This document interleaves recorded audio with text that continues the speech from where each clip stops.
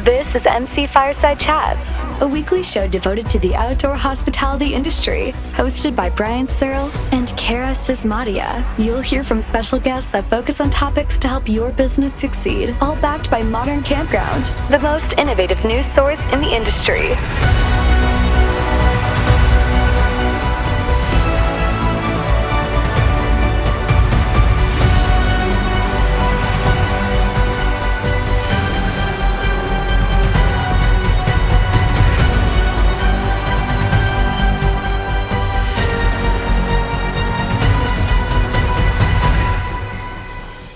Everybody to another episode of MC Fireside Chats. My name is Brian Searl with Insider Perks, here as always with Cara Csizmadia from the Canadian Camping and RV Council. We're really excited to have our recurring RV industry and outdoor recreation show for you all today. We've got a couple recurring guests. Hopefully Shane's going to show up. He did email and say, I have 45 minutes. I'm in a rush, and we'll probably be there for the beginning of the show.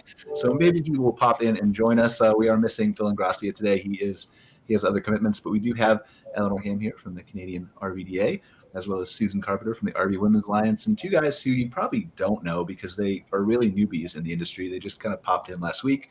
We were really intrigued by their story, and so we invited them on the show. We like to expose new faces and new people. And it's Bob Zagami and John DiPietro from NERVDA and, 25 other things that have all started in the last week, which is really amazing. So do you guys want to introduce yourselves and talk about what you've done in the last 7 days?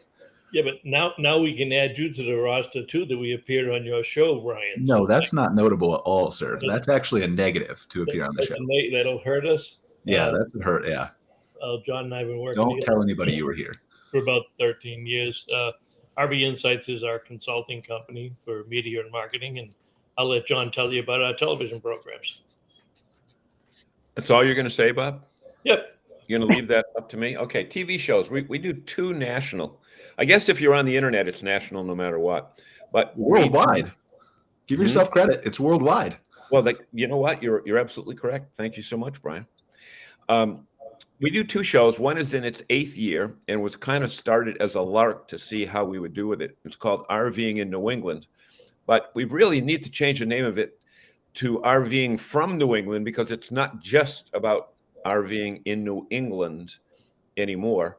And you know what? That is going great. We do that live every Wednesday night on the Facebook page of the New England RV Dealers Association. Only 7 years, not 8 years. Well, going on 8 years. I could say going on 10 years if we're real marketing. Always round up. Like in high school or college, they told you like 5 and up is round to the nearest, right? So 5 round is up. 10. And there you go. Round up. Yeah. And the other show that we do is called the Camper Report Show, which airs every week, comes out every Friday on the RV Life Network, a group of RVers of about 2 million people. And we don't do that live. We tape that. Bob kind of does a segment. Well, here's what we do. We introduce ourselves, and we tell the people what we're going to tell them. Then we tell them, and then we told them what we told them. Tell them what we told them. Does that sound right, Bob? Perfect sense. Yeah, you're crystal clear over here. And Bob kind of does the part on the industry insider stuff with the corporation presidents, the manufacturing presidents, and that type of thing. And I do the part, which I consider the fun part. I deal with the real campers. So between that and Bob being executive director of the New England RV Dealers Association, the largest multi-state dealer group in the entire United States. And on top of that, we're retired.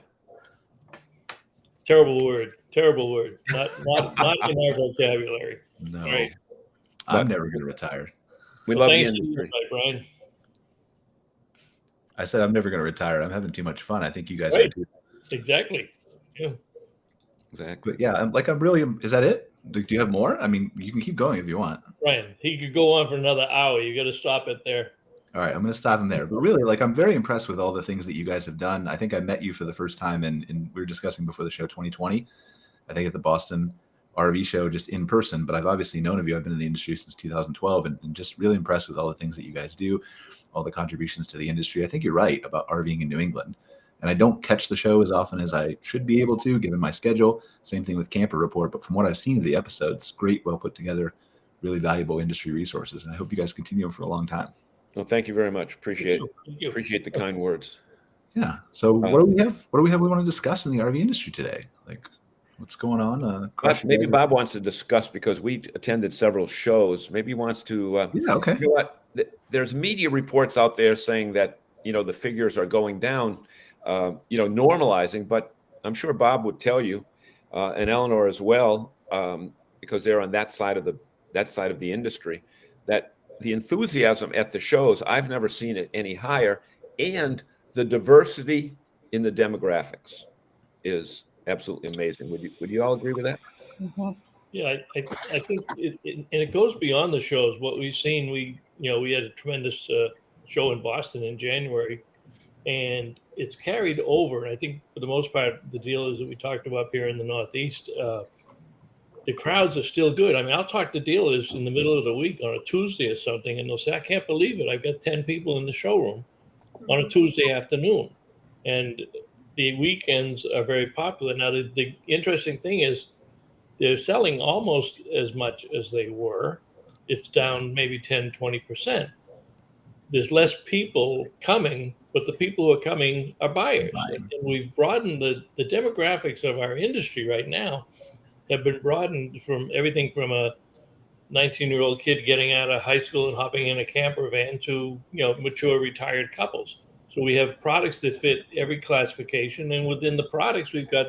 But if you're retired, it doesn't necessarily mean they're mature, though. Well, we've proven that. we can prove that. Retired, immature people are now hitting the highways more than ever before. I mean, you got to recruit them from anywhere you can. That's why Bob's on a beach right now, recruiting tourists at resorts, right? For Florida. By RVs. Yeah. Florida. I'm not doing any more winters in New England ever again. Aren't you seeing more ethnicity too? I know I went camping last year because right now, obviously, it's too cold to camp.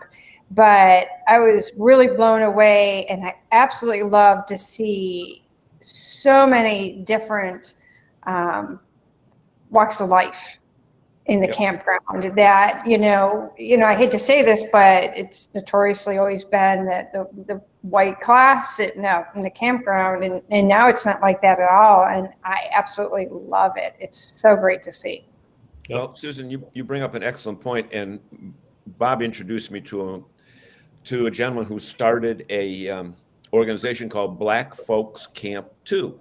Yes. Bob, maybe you want to talk about our friend Earl Hunter. Yeah, Earl. We've known Earl since his days at Sylvan Sport, and it's a great organization. And he's now hooking up with associations also, in addition to the companies that are representing him. In fact, I just signed a partnership agreement with Earl that we'll be announcing in the next, I think, 2 weeks. I mean, you just announced it, Bob. Actually, you just announced it. Yeah, you just announced it. So. You just announced it, Bob. Great. But don't tell anybody.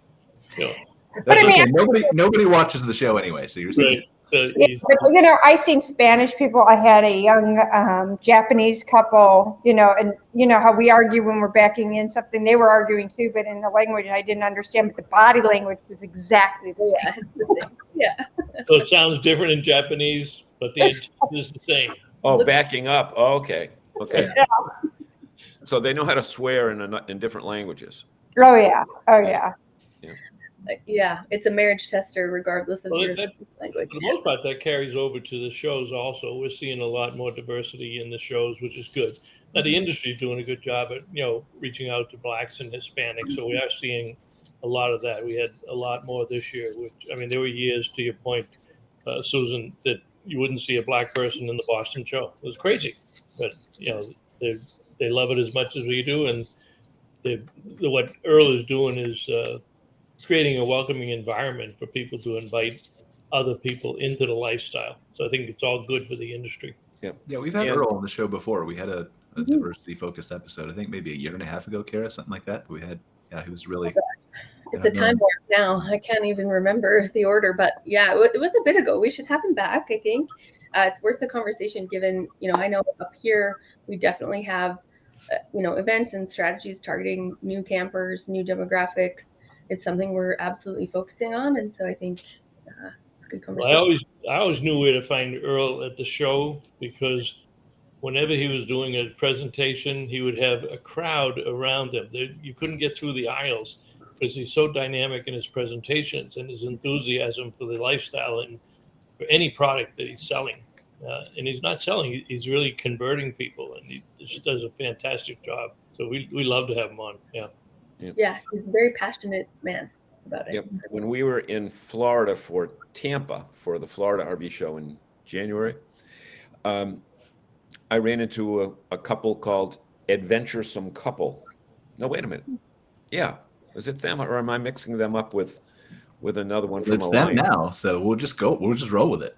Yeah, I think it's called Adventuresome Couple. There is something like that, yeah. They're from Georgia or Alabama, somewhere down there, but they're full-timers. They're all over the place. And, the thing is, when you're in a campground, it's not black campers, white campers, Hispanic campers. It's campers. Yes. And that's, if the rest of the world was trying to look at a way to, welcome diversity, I don't know if that's the right word or not, use the campground industry as an example, because I'm sure you would all agree that, there's no black and white at a campground. It's no, and I think that's the value of what Earl is doing, right? And certainly I'm definitely not an authority to speak on this, but I feel like the industry as a whole has always been, to a greater extent, inclusive. It's just getting that message out more, so that, and obviously there are people who aren't, right? They're very small, few and far between, but getting that message out to say that, campers are campers. Yeah, I mean, Janine Pettit's another one that's revolutionizing, women going out on their own too, not needing, the guy to drive the truck and to back the RV in. But, what's really neat about when you talk about, that community in a campground, it's almost like it used to be, that you don't see color, you don't see income bracket, you don't see any of that. And if your neighbor is struggling with something, you go over and help them. It's just like it used to be. That's the way it should be, is you go over and help, and you strike up a conversation, and, everybody's friend. Nobody, there's no barriers in a campground. And, Susan, you talk about that socioeconomic misconception in a campground. But now you run into every different walk of life in a campground. And the reality is, if you were having trouble with your unit and you needed help, wouldn't you prefer to the person next to you to be an electrician, mechanic, or a carpenter rather than an accountant or a college professor? They ain't going to help you. It depends on what kind of trouble you run into. Well, I was just going to say, generally speaking, camping, and you're having trouble with your awning, and they know awnings. Accountants know awnings. Yeah. Or like your awning is angled at the wrong degree, and it needs a math calculation to figure out the raise of 30 degrees instead of 40. Maybe an accountant. So, or it's windy and you left it out and left, and so your neighbor went over, and as long as it wasn't inside, they put it up. Don't knock accountants. Eleanor, you're just taking this all in, aren't you?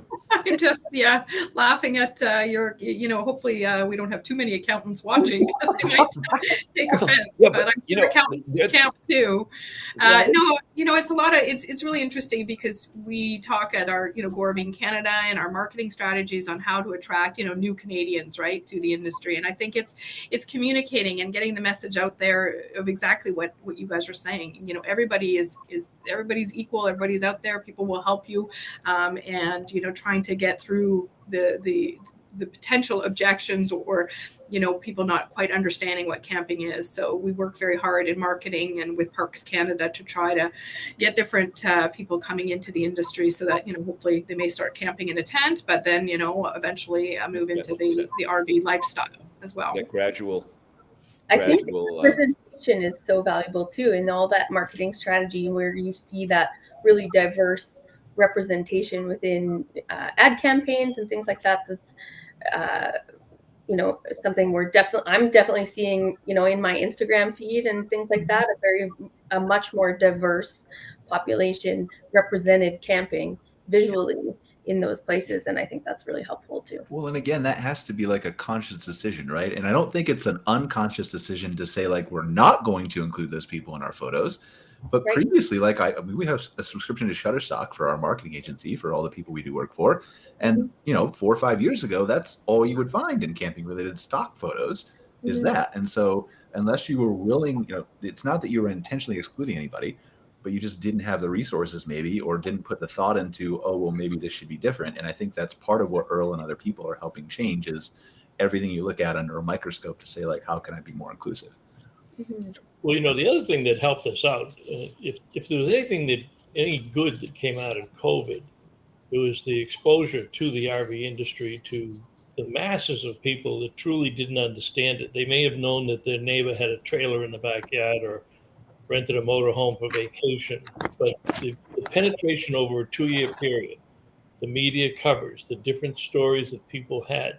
And that's why when I talk to analysts and stuff, I don't think we'll ever see the impact of the recession of 2008 to 2012 again, because the base is so much larger now.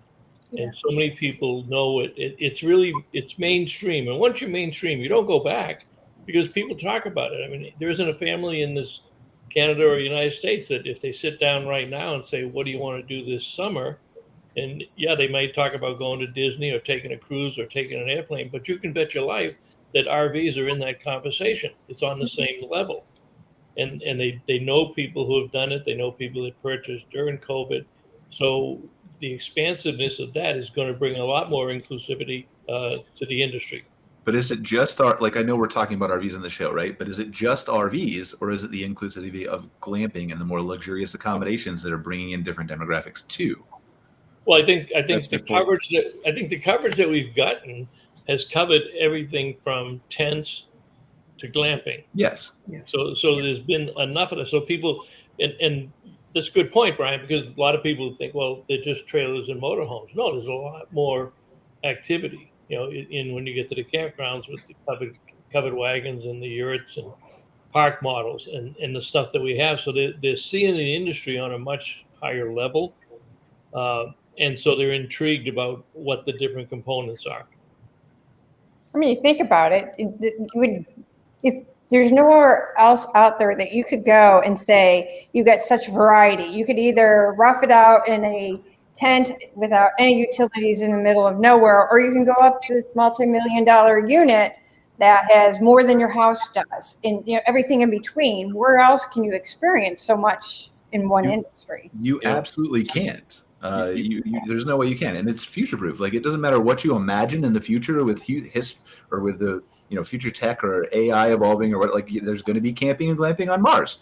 There's going to be like glamping accommodations that float above the earth in a bubble. Like, I mean, whether that's 300 years from now, I don't know. But my point is that can be adapted. Our industry can be adapted to fit almost anything, whereas hotels are kind of in a narrower box. Oh, totally narrower box.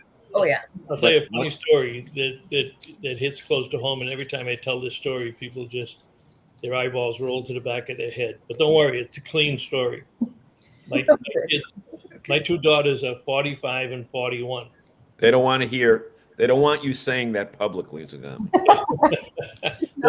Remember, nobody watches the show, so they won't. Well, they're not watching. So the only way they know, John, is if you email and said, "Look what your dumb dad did on a program this week." I will. So we were getting together and talking last year. Now they know Dad's been an RVer for 40 years. I know a little bit about the industry, and we started talking about what they were going to do for vacation. And my youngest one says, "Well, we just got back from glamping." That's really, and we didn't know they were going, but they went to Terramore up in Acadia, and they had a wonderful time. And my other one says, "Well, I'm taking Bobby to auto camp on Cape Cod next week." So his two adult children, if you will, that without any assistance from Dad, without asking Dad anything, do you know anybody at KOA? Do you know anybody at Airstream? No. This generation, they were so thrilled with what they were seeing in the marketplace during COVID that they made a decision on their own to enter into the lifestyle without ever saying anything to mom and dad, and yet knowing my experience in the industry. And they said, Dad, we have good jobs. It's nice, but we can afford it and we can do it. And they did it. And they went to glamping areas without saying, do you have a recommendation for a campground or should we rent an RV? They didn't need any assistance. And that's when I look at the broadening of the marketplace, I think that's a fantastic story. Mm-hmm. Because if it can happen that close in a family that's been camping for 40 years, that has an integrated into the RV industry, just think of all the people that we don't know who are having that same conversation, whose kids are doing the same thing, and we wouldn't have even counted them in the industry 2 years ago. Let me go back to something that Susan just said a few moments ago about the wide variety of people that are camping now, whether it's a tent, a pop-up, a travel trailer, or a 45-foot diesel pusher with electric floors and et cetera, et cetera. I love the specifics. Yeah. The one thing that they have in common, not in the methodology of how they camp, it's the campfire. Because every one of those people, at some time during that camping experience, whether it's a week or a weekend, they're getting around that campfire. And when you get around the campfire, the demographics are gone. It's the magic of looking through that campfire and seeing your kids, whether they're 41 and 45 years old or your grandkids that are 4 and 5 years old, the magic that they have. In fact, Brian, even in your intro, there was quite a bit. It was toasting marshmallows and there was campfires. Well, I mean, we are called Fireside Chats, so. Well, that's exactly right. I guess it's video appropriate. That's my favorite place to be, camping. I mean, I raised my kids camping, so my favorite thing was, other than when it rained, my daughter loved when it rained because that meant we all got stuck indoors and we played games. But sitting around that campfire, other than, we've kind of lost that sitting around the dinner table. Well, now it's the campfire where you sit around, you catch up, you connect, you talk, you connect. And multi-families will sit around the campfire and just enjoy the outdoors. Good point. Better. I know with the groups that we camp with a couple times a year, people that camp and revolve around a charity, they'll get some campfires going, and everybody, you bring your chair, starting at 9 o'clock at night, and then little by little, people start dropping off as they can't stay awake anymore. But the magic of the campfire is whether it's 90 degrees out or 45 degrees out, that campfire, just think of the sparkle. And I don't mean the snap, crackle, and pop, but just the light in the kids' eyes, in that kids, regardless of what age they are. It's just kind of amazing. How close you sit to it. Yep. Yeah. And it's an international thing, because when we've gone north of the border up to Canada, same thing. You don't know that, you're leaving New York and going into Ontario. You don't know you're leaving Montana and going into Alberta. You don't know you're leaving Oregon or Washington and going into BC. Some of my favorite stories is, for the longest time, my son lived in Michigan, we lived in Buffalo, New York. So for the 4th of July weekend, we'd meet halfway in between. And so we'd spend our 4th of July in Canada, which I think everything was open. I mean, it wasn't as crowded, but they have some beautiful provincial parks, like right on the lake and stuff like that. So we would just kind of laugh that we fled the country for the 4th of July. 4th of July, yeah. It was, their campgrounds I would equate them to like the New England campgrounds, that they're very wooded and they're beautiful and well kept. I have to say, when I was the campground owner, the 4th of July was one of my top weekends. I had tons of Americans every year for 4th of July come. We always did a big dinner event and live music and all of that stuff. It was a big driver for me. The timing fell nicely with the Calgary Stampede right after. It always starts Canada Day too, so. We would do one after the other. We'd have Canada Day, then 4th of July, and then Stampede would start. Those were big drivers of traffic for me back in those days. And the 4th of July party was always very well We attended. should get Bob and John up here for Stampede. I think they would enjoy it. When is it? It's It's on in the list. July. It's the greatest outdoor show on earth. Yeah. July 7th to the 16th. Yeah. Okay. Huge. What? It's huge. Yeah. And actually our board is meeting, the RVDA of Canada National Board's meeting in Calgary on July 6th, just so that people can stay and potentially go to the Stampede. So. Am I invited to that meeting? Do I get I'm here. Well, you're in Calgary. We might have to have you make a presentation. I don't know about that. I'm getting nervous on camera. Oh, okay. But no, so great opportunity. If you guys, anybody from the South wants to ever come up, I mean, Cara knows more about it because she's from Calgary, but really, really a huge, looks like a fabulous event. Well, when you're in New England, your Canadian affiliation is Nova Scotia, Newfoundland, PEI, and you go out west to Ontario. You got Quebec and Ontario, and then after that, I'm not as I'm geographically challenged, but definitely. I think half of New England thinks that Canada stops at Montreal. They don't realize it extends across the whole. I mean, I feel like they could say the same thing about the United States, that it stops at like Ohio. Right. Maybe. And then it go to California. Yeah, Ohio. That's how it works, right? I mean, it's been a long time since I was in social studies, but. So, Cara, let me ask you this. With the summer of 20 being closed borders and 21 being closed borders,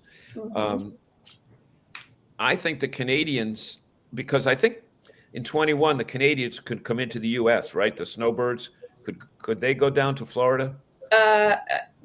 I believe starting in 2021 they could. Okay. No, I don't think so. Actually, I think it was late 2021. I think they opened it, but you still, I think, had to have like a vaccination or something. There were sort of workarounds. It was closed to non-essential travel, I believe, till January of 22. Yeah, essentially. Well, November, because I'm trying to think. We had our conference. I mean, I did go to the RVDA in November of 2021. So, but you still had to do testing. So it was all the testing before and after quarantining. Wow. So it definitely impacted people's travels, but it was great for domestic tourism. Yeah. In Canada. Right. We did lots of interviews with Canadian publications. About how the Canadians are really, I think it was harder to get from the U.S. to go north than it was the other way around. So your campground owners were saddled with more restrictions on the U.S. market than I think the other way around, if I recall. Yes. We're really, right now, 2023 is really the first year we're not held back in any sort of significant limitation way. We're expecting an international market to reopen. All the RV rental agencies are amping up and gearing up inventory and all of that, and seeing significant booking numbers.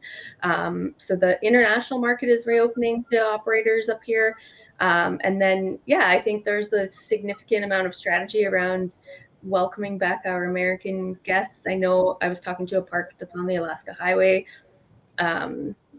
And they're seeing lots of bookings for Americans heading back up that way that they haven't seen for 3 years. My park was roughly 35% of my guests at my park were from Europe. They were from Germany, the Netherlands. Right. And so that was a significant blow to that business during COVID.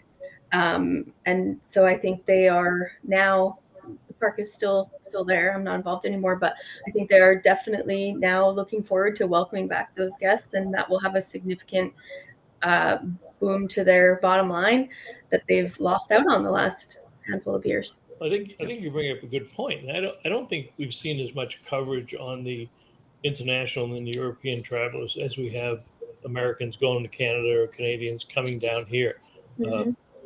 Tonight on our show, we've got Ali Rasmussen from Spacious Skies.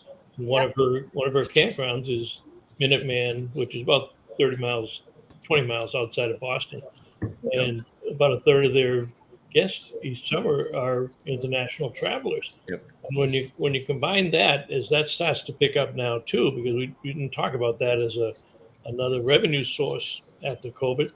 But that and all the restrictions being off, there's talk down here in Florida that if somebody's thinking about coming down to Florida to snowbird this year, they can almost forget it. The parks are so full.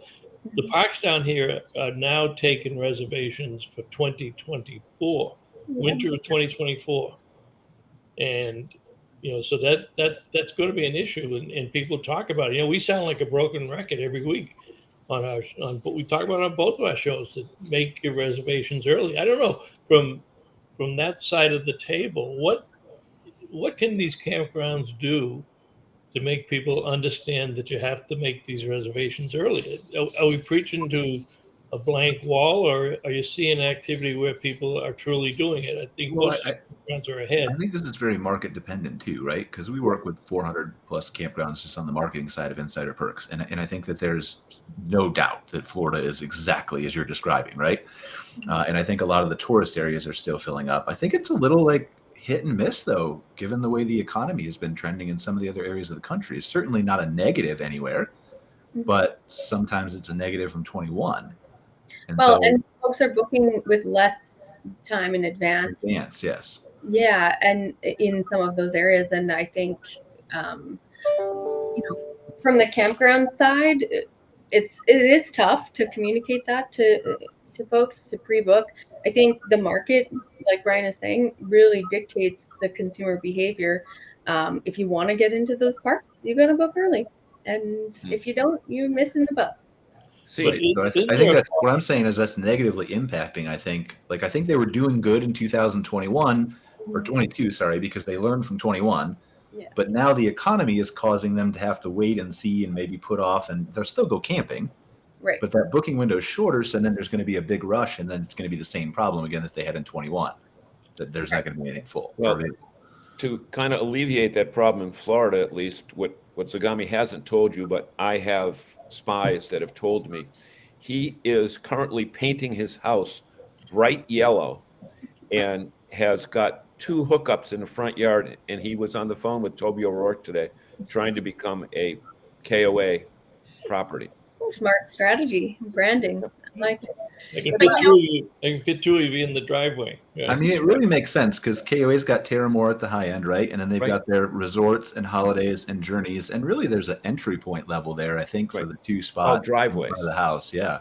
Driveways. I think it's kind of like Harvest Host. Well, he doesn't qualify as a Harvest Host because he doesn't have a gift shop.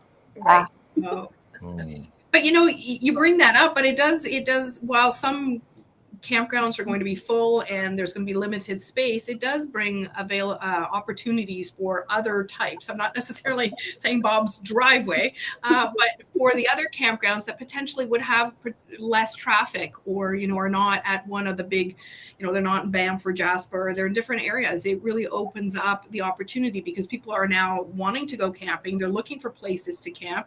And now these campgrounds can say, hey, have you thought about here? And, it will bring more exposure and potentially, bring people to camp in different areas that they haven't necessarily gone to before. So it really isn't a terrible idea. Like, it wouldn't make financial sense, I don't think, for a KOA. But it really doesn't. It really isn't a bad idea. Like just pretending playing on KOA Express, that is, 5 to 20 sites or something like that, right? But Brian, it still is very high standard and quality. One of the stories that we're going to talk about tonight, as we tape our camper report show this week, is that Love's Truck Stops, LOVES, are now building RV hookups. They've got 30 properties with about 360 sites throughout the country. They're not just in one area. And they just want to get that camper who's going from one place to another. They just want hookups. And Brian, the thing that I know, because I've used them myself, is the Ohio Turnpike has 8 properties going east and west that have RV hookups at their rest areas. And Love's, and I've heard that even there are some Marriott properties that are considering putting in some. Of course, there are. It's such a super low barrier to entry, right? Yeah, it's you've already got the infrastructure, you've already got restaurants, and you've got shops at Love's, and they'll spend more money. It's brilliant. It really is a brilliant idea. And for one of those people that would be going on a long trip, and spending the night in a Walmart parking lot or Love's. And it's not that we didn't want to stop at a campground. One, sometimes availability wasn't there. Yep. Or you're too far off the road. Yeah, and it's too far off the road. And two is if you're driving till like 10 o'clock at night and all you want to do is sleep like 6 hours, hours or whatever before you get back on the road to get into a campground and all that kind of stuff tends to be quite the hassle. Right. And, we're talking a quick overnight. I mean, it makes all the sense in the world because people are already doing it. So, somebody brought up Harvest Host, but we've had Joel Holland on our show several times. And he is the first one to admit that he is not in competition with RV He's been on our show and said the same thing. Yeah, and I agree with him. He's complimenting them, and they've come out with this camper card just a couple weeks ago that, it's a discount card for RV facilities. There's the card right there. Campers. I think he was, I don't know how many weeks ago. Were you on that show, Cara? But he was on here talking about Campers Card, and we did a little grilling of Joel, but we ended up on the same page where we think it's a good idea. Yep. So. And now he just bought a property in England called Brit Camp or something like that. Joel did? Yep. Yeah. Brit Stays, I think it is. Yeah, it's comparable to Harvest Host in England.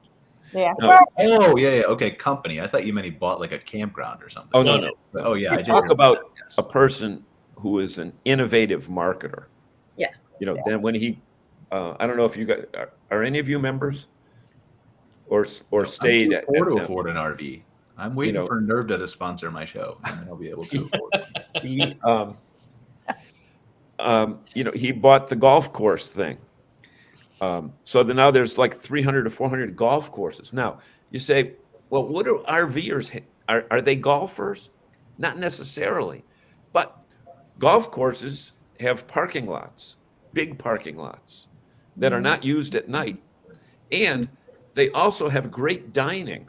So at night, you can have a meal in the clubhouse, sleep in the parking lot, and then in the morning, because golfers start early, they usually have great breakfasts. I mean, that's just a great idea. And you can get to the tea before everybody else. And they're quiet. They're quiet as well.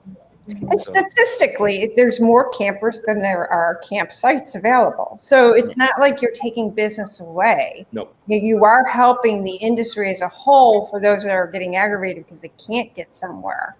So, if it was flipped, then I could see a little bit more of a, aggressiveness between all the different companies that are coming up with innovative ideas. But for now, I think it's brilliant. A lot of this we talked through with Joel, right? Where I think it's just a lack of understanding on the part of some campground owners, how their guests get there, who they are, what they're looking for, the different types of camping they do throughout the year. They might go to Harvest Host and then come to a private campground or, stop on the same trip. So I think a lot of it is just I don't understand my market demographic because I don't look at the analytics of the data or understand the marketing.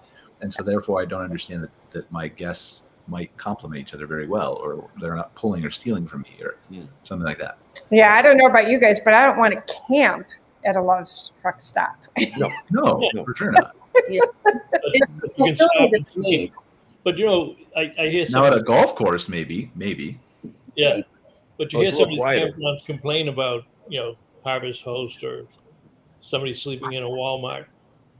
On your show, have you had anybody that addresses an area that John and I have talked about before? Is why aren't more campgrounds starting up an RV service center on the campground? It's a tremendous revenue source. Now, my dealers don't like it when I say that, but the fact of the matter is, we have a campground in Connecticut, Lone Oaks Campsites, that has not only a service department, they got 3 service technicians. There are people who make reservations in the campground to go on vacation in that campground so that they can have their RV repaired. It's a ready-made audience. You don't have to advertise. You just make sure that it's out there and that people know about it. Everything is automated. They get everything on an iPad. You go up and say, I need a new awning installed, or can you fix my brakes or something? You go out for the day. The service techs go down. You come home at night. They give you an iPad. You sign off on it. You pay them. John and I did a presentation once to one of the associations here. We didn't even get a question at the end. They looked at us like we had eyeballs in the back of our head. But if I'm a campground owner, which I'm not, and I'm looking for additional revenue sources, and yeah, there's other competition or what have you, this is money dropped at your doorstep. Have you guys covered that at all, or? We have, like, I remember the conversation coming up because we had talked to Kurt from RVTI about techs and, you know, the ability for them to be flexible and do, you know, there's a shortage of them, obviously, his efforts to train them. And I feel like at some point it's come up. I've heard, Cara, like, I feel like we definitely have. Maybe not an expert in that or that campground owner who already has that. But I know it's been brought up about having repair guys who stay at campgrounds and are available at least, maybe not for the day. I know of many campgrounds who have great kind of relationships and partnerships with like mobile techs and things like that. There are several limitations, I think, up here that maybe don't apply in other areas of the world, but you know, we have significant RV tech shortage up here. I'll maybe let Eleanor touch on some of that because I think she's got on the dealer side.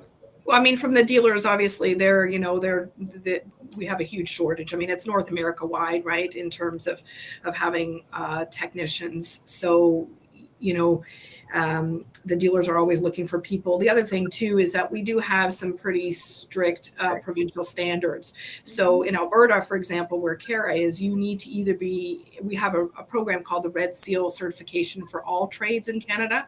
And we have a national occupational standard for the RV service technician. And so in Alberta, you either need to be licensed as an apprentice or have your journeyman papers. So it's actually, you know, it's illegal to just be a tech and not be one of those two things in the province of Alberta, and it's a designated trade in every province. So, you know, we want to just make sure that if people are technicians, they need to be working at a dealership, they need to be registered in the apprenticeship program, they need to be going to school. Once they have their papers and their journeyman, yes, potentially they can be mobile techs, but it just, you know, we just have to be careful of. Do you have independent and mobile techs up there? We do have some. Yeah, we do have some. Not as many, I think, as there are in the U.S. Obviously, we have, you know, fewer people up here anyways. Most of them are affiliated with dealerships, and actually we do find that some of the campgrounds, while they have mobile techs, a lot of those techs may be affiliated with a dealership. And we always recommend, for many reasons, that dealers get to know the campground operators in their region, and that would be definitely Eleanor. Eleanor, we've never discussed what we're going to talk about on this show, but Bob and I spoke at a conference Northeast Campground 4 or 5 years ago, and we had campground owners there and some people from Elkhart, and we asked about the relationship between dealers and campground owners, and they looked at us like, are you crazy? Why would we want that? Well, what do you do with your RV after you buy it from the dealer? You go to a campground, okay? And how much interaction, how much speaking, talking, communication is there between the dealer and the campground? It may be different in Canada, but there's very little in the U.S. And you know, and right, and one of the things when the dealers, when they see me writing about that or talking about that, they get upset. But then I say to them, you don't understand that we're all part of this, you know, ecosystem, and it's nice that we sell them as dealers, but their first impression of what the lifestyle is like is going to be in a campground. So the ills of what got them into the campground, so when their RV doesn't work or it leaks or the awning doesn't go in, they're going to go to the office. And they think, because they may not know about the industry, that you've got people sitting there just waiting to fix your RV. I mean, they might at a Love's. Yeah, huh? I wouldn't be surprised if Love takes that one more step, because they have it for trucks. But wouldn't it make a lot of sense? I mean, and then the campground owner, and they beat up on us pretty well. But the campground owner that has a frustrated guest who can't get service will say to them, well, call your dealer and see what they say. And it could be a local dealer. And the local dealer is not going to go out. Most of our dealers do not have mobile techs. So we have a lot more mobile techs. But the dealer who just sold you something isn't going to go out to the campground to fix it 3 weeks later because he's busy trying to make money in the shop and he doesn't have enough people. So they need to, yeah. What's that? The wait is long too. And I got to admit, so we're doing RV technician classes throughout the country right now. We just did Texas, we have Oregon, Elkhart, Florida, and Pennsylvania still to go. And we've had a couple campgrounds either go through the class or they are signed up to do the class. And true to what John and Bob are saying is some of these campground owners are saying, one of the questions we ask to qualify for the class is, what are you going to do with your technician training? And the campground owner says, I want to service my customers that are in the campground. So if they have an issue, that we as a campground can offer that service. So I think there's a grumbling, a good start to that. I know you guys talked about it 45 years ago, but I think people are starting to realize that this is going to be needed, because whether they get at the campground, something breaks, the local dealer can't take care of them, or if they can, they're 6 weeks out, they can't wait that long, they're not going to stay in the campground that long. There's got to be a solution there, and I think some campgrounds are starting to see that light. I tell you, I think the push here, honestly, is going to be the economy declining and the need to differentiate your campground from someone else's. Yep. And whether that's with an RV tech or a repair bay, or whether that's with a new accommodation or serving cookies at the counter or whatever it is, right? For what, since 2010, right? When the economy started recovering from 2008, and really, like, we were kind of recession-proof, right? Yep. Let's assume that. We've been going up, and there hasn't really been a problem. You just open your campground, and you're basically full, unless you do a terrible job or you're really grumpy. So I think it's just the same thing we're seeing in marketing, right? We're getting calls from people who didn't call us for the last 7 or 8 years because they were just full and didn't think they needed marketing. Right. So I think that's part of the push. They didn't have to advertise. They didn't have to market. Right. Brian, you're a marketing guy, and you brought up a very, very important point. And regardless of what industry you're in or what type of business you're in, the big question is, what makes you, you? Mm-hmm. How do you differentiate yourself from everything else out there? And if you pick up any kind of camping directory and you look at, they all kind of look the same.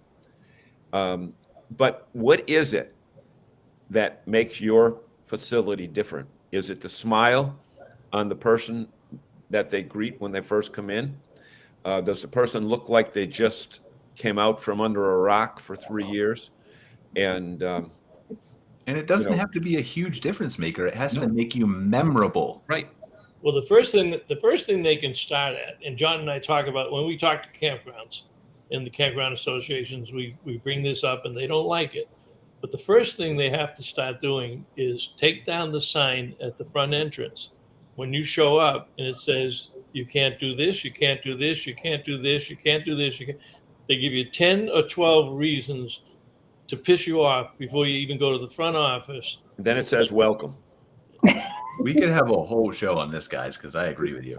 Yeah. Well, you're right. So those are the little things, yeah.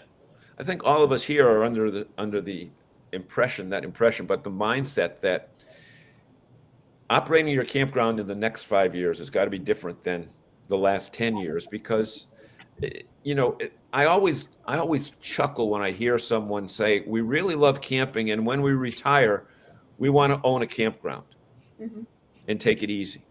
Cara, I've had, in the 12 years I ran a park, I had multiple times weekly, my guests saying to me, oh my God, this is the dream life. You're so lucky. I want to do this when I retire and whatever. And yeah, I always had to laugh at it. Yep. And, the reality is, what are you going to do to differentiate yourself? And if you keep doing the same things, because now the marketing is totally different. The market is totally different. It's not the retiree that wants the 40-foot Class A gas or diesel pusher. 5 years ago, if you said, I want to buy a Class B, people would, number one, they'd laugh at you, and the other half would say, what's a Class B? Yeah. And the others now you can buy a Travato. And the others wouldn't know where to get them because most of our dealers wouldn't carry them. Told them, yeah. But this is part of needing to differentiate yourself because of the economy, and that's going to kickstart a lot of it. But the other part of it is that technology is going to force a lot of this to change. And we talked about it on the show before, but the way they find your campground in search is about to change automatically. You're not going to have 10 blue links. So if you're number 4, not that answer in Bing, you're in trouble. Yeah. Well, and there are some Neanderthal websites out there. Yeah. The shifting demographics, I think, are going to drive a lot of this too. As we see the demographic shift, the things they expect and want and desire from their camping experience are going to shift as well. And we have to stay on top of all of those things and find our niche within that expanding list. I found my niche. I'm just going to talk about AI forever. And eventually they'll be like, oh, that's interesting. But literally can have no other conversation than that. I just wish they had that when I was in college having to do term papers. That would have saved a lot of time. They just came out with 4.0 too, which is we thought 3.5 was. Well, we've only talked about ChatGPT. I was happy to have a 2.0. Yeah, it's AI stuff. Eleanor gets that. I'm not gonna play this whole thing. I'm curious. Just because we're talking about it for a second, I'm not going to play this whole thing, but I prepared this video earlier just in case we ran out of things to talk about, which obviously I was stupid for thinking that was John and Bob on the show. And I'm not going to play the whole thing, but check this out. We're going to do this maybe in the future if you guys like this, if we run out of ideas for the show. I'm so glad to see you all again on another episode of MC Fireside Chats. Brian asked me to briefly suggest some possible conversation starters for this episode based on recent articles in Modern Campground. Before I do, though, welcome to the show, Bob and John. Glad to have you. A pleasure to see our recurring week 4 guests as well, Eleanore, Shane, and Susan. Okay, here we go. We've got 4 fascinating news stories that could spark some great conversation today. Let's dive in. The RV Industry Association has created a sustainability committee aiming to promote eco-friendly practices within the industry. This is a response to growing consumer demand for sustainable products. What are your thoughts on the industry's environmental impact and the efforts to go green? So I'm not going to play the whole thing, but I had like 3 more stories as conversation starters. So that's possible. That's all AI. Yep. It still creeps me out. Like his mouth with the robot voice. His mouth is a little bit off, but the voice is real. The voice is really real. Yeah. The voice is real. I can tell. It's Because we use it for all of our podcasts. Not that Did you voice. hear the latest? Somebody input all their information and it did its person's taxes. Yeah. I mean, it's going to put hundreds of thousands of people out of work. I know I put my bio in there because my son he gave me a limited account on the 4.0 because he's still a beta tester for them. So he gets a little bit ahead of everybody else. I put my bio in there because I wanted it to sound more professional. It rewrote it for me. Change your name? Oh, no, it didn't change my name, but wow, it made me sound so much more professional. So you mailed it out and you got 5 new job offers. Yeah, no, it wasn't my resume. It was just my bio. No. But just simple words it changed on there, and I'm like, why didn't I think of that? It's incredible. It's all about the time saving. Like it will eventually eliminate some jobs. It will also create new jobs, but it's going to enhance our productivity more than anything. And the problem that a lot of people are going to run into is they don't know the tech. Yeah. And so you're already seeing it. Like you need experience with ChatGPT to apply for this job. Like it's already all over the place. Yeah. Because they know if they hire somebody with ChatGPT experience, they can do in 40 hours what somebody else would take 60 or 80 hours to do. Yeah. I used it to write a description. I'm planning my 20-year high school reunion right now. I used it to write an event description. What did you say? 20-year? 20 years. Jeez. Yeah. And it was fascinatingly hilarious. There was all these like early 2000s references throughout the whole thing. It was genius. Like it did it in 90 seconds. Not even. Did you see what, like, do you guys use Microsoft Office 365? Did you see what they announced last week? Oh, yeah. Yeah. Like that, if you haven't seen that, Bob and John, go look at the YouTube video. Like they're going to integrate it in all their products. So you can talk to an Excel spreadsheet and ask for financial data, and you can compare that and do a hypothetical, and it'll create a chart for you. It'll generate all the stuff in Word. You can text and say, here's a press release, attach the press release file, create a PowerPoint for me, and it will do it like that. Mm-hmm. Like this is going to change, and it's coming fast. Yeah. And It's very fast. Just look at the last 2 or 3 months since it started to get out there and people started to really play around with it and see what it could do. Yeah, it took a long time to get there, but it's just incredible. I mean, this is my son's field of expertise in some aspects, and it's just, he's been talking about it for 10 years, and I'm like, yeah. And he's like, now everybody understands it, now everybody wants to know about it. He's like, well, where were you 10 years ago when I was trying to tell you about it and nobody believed me? Right. Well, that's the thing, but there's other benefits to it too, right? Like we've done, I don't know, Bob and John, if you've seen, we did Campy, the bot or whatever, we put on Verde Ranch RV Resort in Arizona as a test. And he's still there. He does really well. And we're going to launch that for our clients who have websites soon. But it, like, we can train it on all the refund policies and cancellation items and every single thing about your park. And then it will actually have really good conversations with you. I looked at a log one time yesterday where somebody named Sharon messaged and said, hey, I'm going to be late for my stay at 5:30. She's doing this with the AI. I didn't realize it was an AI. Mm-hmm. Thanks, Sharon. That's so great. We're ready to welcome you whenever you get here. And our late checkout office, like, it's just completely flawless. It will compare and contrast cabins, even if you don't program it to. It's 24/7 reservations. I was doing the math the other day. Like we charge, I don't know what we're going to charge for it, but it ended up being, I think we're going to charge like $500 a month for the bot and $500 for a website is what we charge normally. But if you take a part-time worker who makes $15 an hour and you save half of his day, not necessarily cutting his hours, but redirecting him to more valuable activities. Do other stuff. Yeah. And that's $1,200 a month that you're basically saving, which means to have us do your website and your chatbot and have one, you're earning $200 a month. Well, and given the labor shortages and hurdles we've seen and are hearing from campgrounds the last year and a half, those pain points where they're kind of struggling to meet customer service expectation and demand can really be helped and alleviated by a lot of this stuff, which I think is a really valuable tool to explore if you're struggling to build the core team that that will achieve the level you want of service. If they could ever integrate that AI stuff with dynamic pricing. I mean, Cara, how many phone calls did you get saying, how much is it tonight?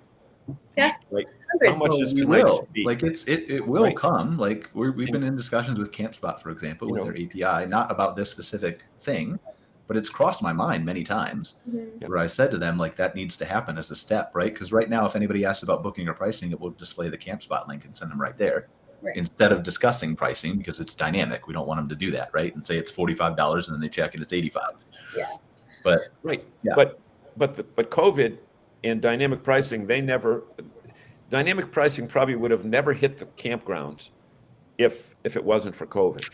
Not in the broad sense that it has. Like I think those top tier guys were really pioneering that would have done it anyway. But yeah, it really has pushed properties to embrace it. And people say, campgrounds don't, they shouldn't do that. Well, you know what? Airlines do it. Hotels do it. Everybody does it. Supply and demand. And to compare to Eleanore, like, I don't want to discount the RV industry here, right? And Susan too. Like, this is very good for technicians and information too, because this thing knows all of, like, it doesn't know current model RVs as of right now. It will very soon. But if you have a pre-2021 model and you're saying, like, this is wrong with my RV, how do I fix it? Maybe it's something very easy that they don't have to take it to a tech for, and then that tech can be available for somebody who actually does need them instead of wasting 2 hours trying to track down a problem. Yeah. So this is stuff that helps the RV industry and dealers tremendously too if they're willing to adopt it. Like, I could program an RV service bot right now. Yeah, I mean, that person that's spending most of their time answering these questions with consumers that the bot can do it on, you could take that time and put them out into the campground or even train them to be that mobile tech. They could be better used somewhere else and keep the everyday nuisances, not nuisances, but you know what I mean. You can say, like, have the bot say, like, I don't think you can handle this on your own. Maybe you should book an appointment. Here's a link for the dealership. Yeah, that repetitive kind of on the phone. I used to have 3 or 4 girls sitting behind a desk in the early 2000s, sitting behind a desk answering the same questions over and over and over all day long for 8-hour shifts. I mean, to alleviate all of that would be huge savings. Huge. Well, there's a big application for the dealers because the problem we all know is we sold so many RVs the last 3 years.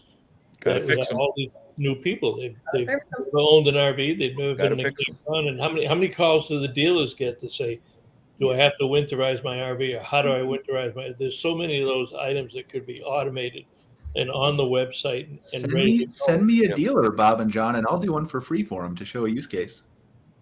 What's that? I'll do a bot for free for a dealer if you send me one and find me one who's willing to be a test pilot. And I can plenty.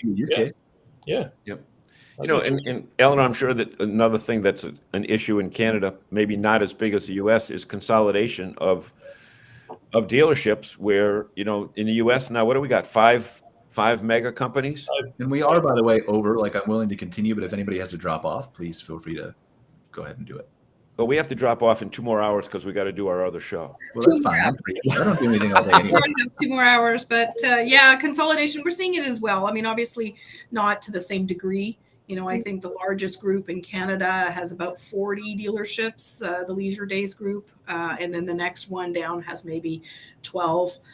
But it definitely has pros and cons, right? But, you know, on both sides. I mean, they can streamline and become more efficient themselves. You know, but then it sometimes is harder for the smaller dealership in that area that's competing with them. Well, it shouldn't be, though, Eleanor, and you know, Brian can attest to this from a marketing standpoint. I wrote an article in October 21 for RV Pro, and I called it David versus Goliath. Now, it wasn't beating up on the mega dealers, and why there is always going to be a place for an independent dealer, a small business person. And one of the sentences I put in the article, which I'm surprised I got very little kickback on. In fact, I don't think I had any, because I expected Marcus Lemonis to call me the next morning, because I said that every RV dealer should go to bed at night and hope that Marcus Lemonis opens up a Camping World store across the street tomorrow morning. Right. And they didn't pick it, but it's the truth. They build the market. They bring more people into the market. They're big. They have to go by corporate rules. They screw up more people. They piss off more people. And they move slower. The person looks across the street and they see the small dealership. They go in. They greet them by name.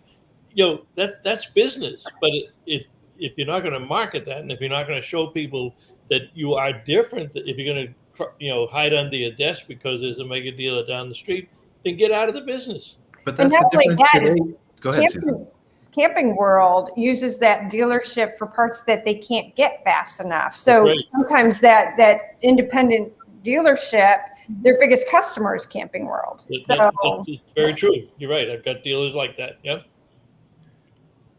But that's the thing too. Like, right, if the playing field is more level now with all the technology and the marketing and things that I can do for a small, like, there's big, huge companies that I know of very clearly who don't do anywhere near the marketing that I can do for a 20 or 80 site campground, because they either move slow or they've got people who have degrees that are 20 years old and haven't adapted with technology. And so a lot of this stuff has leveled the playing field to where 5-10 years ago, you needed somebody from a franchise perspective, or like you couldn't buy the bulk radio ads, the bulk TV ads, but now you can do Facebook. Of course you can.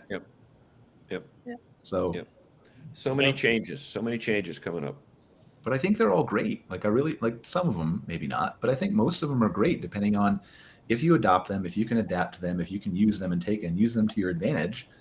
I mean, it's part of the reason we're doing this Insider Perks Marketing Basecamp podcast, right? Like, I'm basically doing 300 plus episodes every single day that talk about how to do something with marketing.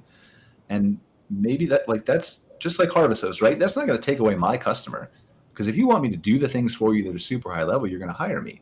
But if you want to do that yourself, you were never my customer to begin with. Great. I'd rather you have the knowledge and do it right and succeed. Brian, I'm sure you'd agree that a lot of campground owners think of marketing as something that you do when you don't have enough business. Yes. And only then. Mm-hmm. And the reality is you do it when you do have business, and just keep that. Right, but especially because they don't understand why their business is there sometimes. Like the pipeline workers, for example, that's very easy to see why they're in the area. But how do you know? Like, what's going to happen? They could be gone tomorrow. So are you just going to wait to market until they all evacuate because the pipeline got shut down or something? Wait for the next hurricane and get the electrical guys in. Yeah. Yeah. I also think there's a lot to be said for keeping that brand awareness stuff alive, continuing to drive consumer interest in, that park's always full, so it must be awesome. So I want to go there. But I can't know that about that park unless I know the park's there and it's being marketed to me. So I think keeping those that kind of hot excitement around your park, even when it's busy, is really valuable to maintaining. I could talk about this for hours, but I do think we should wrap up and be respectful of people's time. Yeah. Although we are having a good conversation as always. So, although I did check, parting from final Boston words. to Calgary is 2,500 miles. See you Good then. RV trip. Stampede, come on, let's go, guys. Good RV trip. See you then, July 6th. Eleanor's going to be here. Yeah. July 6th. Come on down. You know, I got Alberta mixed up with Manitoba. Uh-oh. I was on the two provinces over. I totally forgot about Saskatchewan. All right, guys. Well, thank you so much for appearing on another episode of MC Fireside Chats. Bob, John, thanks for being Thank our you very special much. guest. Thanks for having us. It's a great show. Again, if you guys don't know who Bob and John are, make sure you tune into their show. What time's your show tonight, Bob and John? 7 o'clock Eastern time. And on the Facebook page for NERVDA? Facebook.com/RVDA. Awesome. So check out their show. Check out Campers Report. We appreciate you guys. Susan, Eleanor, Cara, as always. We will see you next week for another show. All right. Thank you, guys. Thank you. Thank you so much. Thanks for watching this episode of MC Fireside Chats, hosted by Brian Searl and Cara Csizmadia. Have a suggestion for a future show or want to see your campground or company as part of an episode? Email us at hello@moderncampground.com. Join us next week for another episode. And don't miss the latest outdoor hospitality news and commentary from around the world at moderncampground.com.